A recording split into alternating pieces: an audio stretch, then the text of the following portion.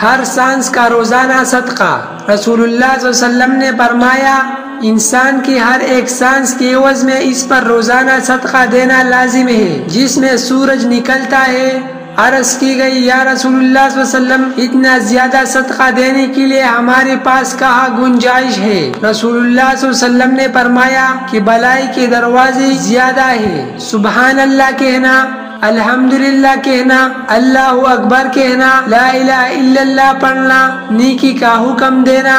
برائی سے منع کرنا، تکلیف دہ چیز کو راستے سے ہٹا دینا، بہرے شخص کو بات سمجھا دینا، نابینا شخص کی رہنمائی کر دینا، کسی کام کے سلسلہ میں رہنمائی مانگنے والے کی رہنمائی کر دینا، اپنے ٹانگوں کی مضبوطی کی وجہ سے مدد مانگنے والی پریشان حال کے لیے کوشش کرنا،